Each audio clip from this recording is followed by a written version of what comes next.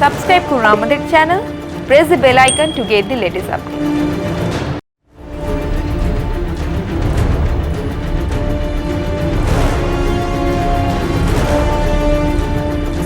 সভাপতি হিসাবে দায়িত্ব নেওয়ার ৩ মাসের মধ্যে রাজ্য বিজেপির সভাপতি সুকান্ত মজুমদার তার নতুন টিম গঠন করলেন। আগে যারা সহসভাপতি ছিলেন বিশ্বপ্রিয় রায়চৌধুরী, প্রতাপ বন্দ্যোপাধ্যায়, জয়প্রকাশ মজুমদার, তাদেরকে দায়িত্ব থেকে অব্যাহতি দেওয়া হয়েছে।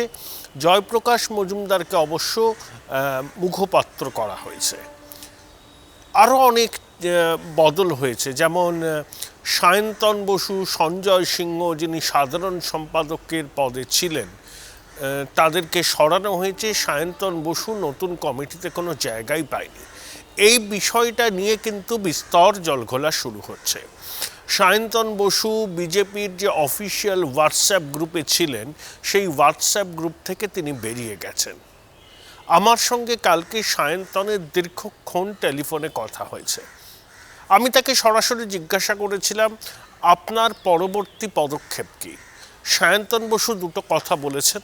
এক, তিনি কোম্পানিতে ফরেন কন্ট্রিবিউশন নিয়ে একজনের সঙ্গে একটি বই লিখছেন ইংরেজিতে।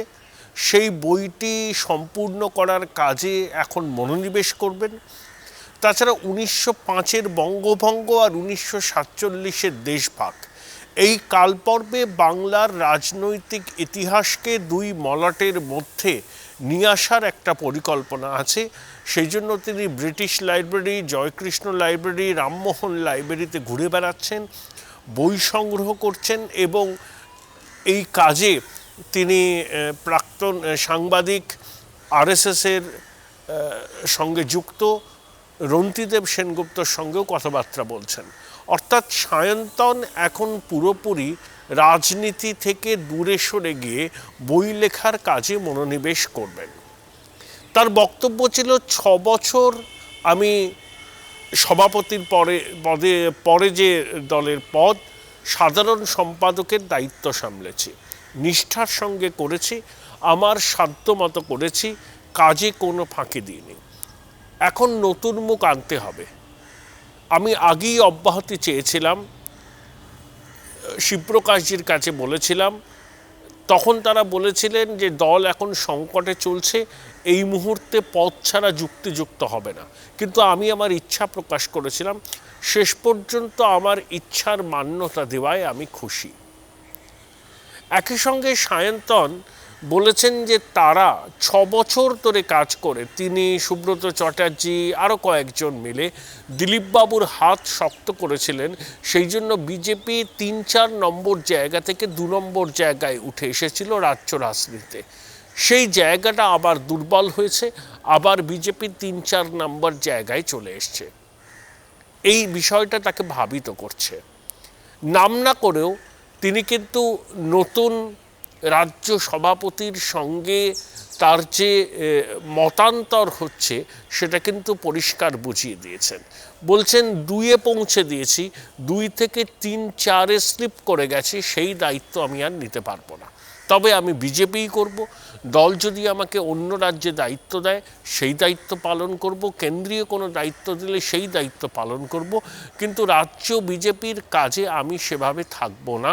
যদি কোনো সভা সমাবেশে বক্তৃতা করতে আমন্ত্রণ জানানো হয়, দলের তরফে বলা হয়, তাহলে অবশ্যই যাব, কিন্তু সক্রিয়ভাবে রাজ্য রাজনীতির সঙ্গে আর তিনি যুক্ত থাকবেন না। হাওড়ায় সদ্য বহিষ্কৃত বিজেপি নেতা সুরজিৎ, তিনি তৃণমূলে যোগ দিয়েছিলেন। গুঞ্জন হচ্ছে যে সুরজিৎকে তৃণমূলে পাঠানোর পিছনে সায়ন্তনেরই মুখ্য ভূমিকা আছে। এ বিষয়ে সায়ন্তন বলেছেন যে আমার সঙ্গে সুরজিতের সাম্প্রতিক অতীতে কোনো কথা হয়নি। দল বহিষ্কার করার পর শ্রমিক ভট্টাচার্যের সঙ্গে সুরজিতের কথা হয়েছিল, কিন্তু সায়ন্তন বাবুর সঙ্গে সুরজিতের কোনো কথা হয়নি বলে পরিষ্কার জানিয়ে দিচ্ছেন সায়ন্তন। তিনি কিন্তু কিছুটা ক্ষুব্ধ, সেভাবে সংবাদ মাধ্যমের সামনে ক্ষোভের জ্বালামুখ তিনি খুলে দিচ্ছেন না, কিন্তু যে কথাগুলো তিনি আমার সঙ্গে টেলিফোনে বলেছেন, আমি দায়িত্ব নিয়ে বলছি, সেই কথাগুলোর মধ্যে কিন্তু তার একটা ক্ষোভের মানসিকতার প্রকাশ পেয়েছে। রাজ্য বিজেপির কার্যক্রম থেকে সম্পূর্ণভাবে নিজেকে গুটিয়ে নেওয়ার যে সিদ্ধান্ত, সেটা এই ক্ষোভেরই বহিঃপ্রকাশ মাত্র। তৃণমূলের একজন বিধায়ক, একজন প্রাক্তন বিধায়ক তার বাড়িতে চা খেতে এসেছিলেন বলে সংবাদ মাধ্যমে খবর বেরিয়েছে, যদিও আমি এই বিষয়টা নিয়ে সায়ন্তনের সঙ্গে কোনো কথা বলি। তবে সায়ন্তন জানিয়েছেন রাজনীতি সম্ভাব্যতা শিল্প, যে কোনো মুহূর্তে যে কিছু হতে পারে।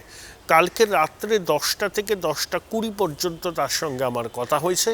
তখনও পর্যন্ত তিনি বলেছেন যে বিজেপি ছাড়ার কোনো প্রশ্ন নেই, তার কোনো পরিকল্পনাও নেই, কিন্তু একই সঙ্গে রাজ্য বিজেপির কোনো কার্যক্রমে তিনি নিজেকে জড়িয়ে রাখতে চান না। AT Infotech is authorized training partner of MuleSoft, eligible for BTech, all stream students. No course fee, 50% discount on global certification fees. Contact AT Infotech Ventures, Martin Bud Business Park, Level 11, Room 1104, Plot number BP3, Salt Lake City, Sector 5, Kolkata 70091. The fastest growing digitally enabled university in a conveniently located and vibrant campus. Join Sister Nivedita University, Kolkata for higher education and research. তিনি আপাতত বই লেখার কাজেই মনোনিবেশ করতে চান এবং এটাও তিনি বলেছেন যে 2019-এর লোকসভা নির্বাচনের পর থেকে তাকে দলের মধ্যে কোণঠাসা করার একটা প্রক্রিয়া চালু হয়ে গিয়েছিল। সেই প্রক্রিয়াই বোধহয় সম্পূর্ণতা পেল যে সাধারণ সম্পাদকের পদ থেকে সায়ন্তনকে সরিয়ে দেওয়ার সিদ্ধান্ত এবং রাজ্য কমিটিতে তাকে না রাখা। কয়েকদিন আগে শুভেন্দু অধিকারী বলেছিলেন যে কিষাণ মোর্চার নেতা মহাদেব সরকার এবং সায়ন্তন বসু সিঙ্গুরে যে তাদের ধর্ণা অবস্থান কর্মসূচি হবে তার নেতৃত্ব দেবেন। সায়ন্তন কিন্তু সেখানে সেভাবে গা ঘামাতে তাকে দেখা যায়নি। সুকান্তবাবুর সঙ্গে তার মানসিক দূরত্ব তৈরি হচ্ছে, এটা সত্যি। শুভেন্দুবাবুর সঙ্গেও তার সম্পর্ক খুব একটা মসৃণ নয় বলেই রাজনৈতিক মহলের খবর, যদিও সায়ন্তন এই দুটি বিষয়ে কিন্তু মুখ খুলতে চাননি। তিনি রাজ্য বিজেপির পুরনো নেতা, যুব মোর্চার দীর্ঘদিন সভাপতি ছিলেন। রাহুল সিনহা, তথাগত রায়, দিলীপ ঘোষ সবার সঙ্গে কাজ করেছেন। JN Rai Hospital, #1 pocket-friendly multi-speciality hospital for common people, quality and expert healthcare. JN Rai Hospital, পয়সা ও প্রাণ দুটোই বাঁচায়। Nature pure -17 cholesterol free rice bran oil, এতে রয়েছে এমন উপাদান যা আপনার হার্টকে রাখে সুস্থ। আপনার হৃদয় সত্যিকারের বন্ধু। সঙ্গ ঘরানার তিনি মানুষ, যদিও দুর্মুখ বলে তার একটা পরিচিতি আছে। তিনি বেফাঁস মন্তব্য করতে সিদ্ধহস্ত, সেই জন্য বিরোধীদের পাশাপাশি দলের একাংশ তার বিরুদ্ধে সরব হন। তিনি প্রকাশ্যে বলছেন না যে তিনি চক্রান্তের শিকার, তবে তার কথাবার্তায় একটা কিন্তু ক্ষোভের সুর পরিষ্কার ফুটে উঠছে। এখন লক্ষ্য রাখতে হবে সায়ন্তন কী করেন।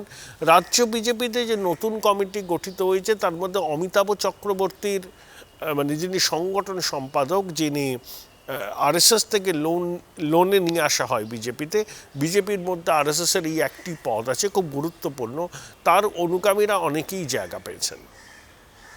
এটা নিয়েও দলের মধ্যে ক্ষোভ আছে। তো সব মিলিয়ে একটা নতুন কমিটি তৈরি করে সুকান্ত মজুমদার এই রাজ্যে বিজেপির মরা গাঙে জোয়ার আনতে চাইছেন। শুভেন্দু অধিকারী রয়েছেন, দিলীপবাবু আর সুকান্তবাবু দুজনের মধ্যে সম্পর্ক ভালো, কিন্তু অনেক বিজেপি নেতা মনে করছেন সুকান্তবাবুর ঘাড়ের উপরে উঠে বসে আছেন দিলীপবাবু, তাই সুকান্তবাবুর পক্ষে সব কিছু স্বাধীনভাবে করা সম্ভব হচ্ছে না। এবং রাজনীতিতে তিনি অনেকটাই নবাগত। 2019-এ তিনি লোকসভা নির্বাচনে প্রথমবার প্রতিদ্বন্দ্বিতা করে জিতেছেন। সুতরাং অভিজ্ঞতার নিরিখে শুভেন্দুবাবু তার থেকে বহু যোজন এগিয়ে আছে। তাই সুকান্তবাবুকে নতুন টিম পরিচালনা করতে হলে শুভেন্দুবাবু এবং দিলীপবাবুর উপর পদে পদে নির্ভরশীল হয়ে থাকতে হবে বলে বিজেপির অনেকেই মনে করছেন। তবে নতুন টিম নিয়ে সুকান্তবাবু 2024-এর লোকসভা নির্বাচনে সফল হন কিনা সেটা আমাদের নজর থাকবে। তবে সায়ন্তনবাবু একটা কথা বলেছেন যে অতীতেও উত্তরপ্রদেশে বিজেপির সরকার ছিল, মধ্যপ্রদেশেও বিজেপির সরকার ছিল, কিন্তু সেই সরকার থাকার ফলে বাংলায় বিজেপির অতীতে সেভাবে কোনো বিকাশ ঘটেনি। উত্তরপ্রদেশের রাজনীতি এক, মধ্যপ্রদেশের রাজনীতি এক, বাংলার রাজনীতি এক। অনেকে বলছেন যে উত্তরপ্রদেশে বিজেপি ক্ষমতায় আবার প্রত্যাবর্তন করলে বাংলার বিজেপির একটা নতুন অক্সিজেন পাবে। সায়ন্তনবাবু এই ধারণা নস্যাৎ করে দিয়ে বলেছেন উত্তরপ্রদেশের রাজনীতি উত্তরপ্রদেশের মতো চলে, বাংলার রাজনীতি চলে বাংলার মতো। তাই বাংলাতে বিজেপিকে প্রাসঙ্গিক করে তুলতে হলে, তৃণমূলের প্রধান বিকল্প হিসাবে আত্মপ্রকাশ করতে হলে এবং সেই জায়গাটাকে টিকিয়ে রাখতে হলে সাংগঠনিক জোর বাড়াতে হবে এবং বাংলার মানুষের বিচার, বুদ্ধি, বিবেচনা এবং তাদের স্বার্থ রক্ষার জন্য যা যা করা সেই কাজগুলোই রাজ্য বিজেপিকে করতে হবে। উত্তরপ্রদেশে জয় পেলে বাংলার বিজেপির মরাগাঙে জোয়ার আসবে, এই তত্ত্ব যারা বিজেপির মধ্যে থেকে তুলছেন তাদের সঙ্গে একেবারেই সহমত নন বিজেপিরই নেতা।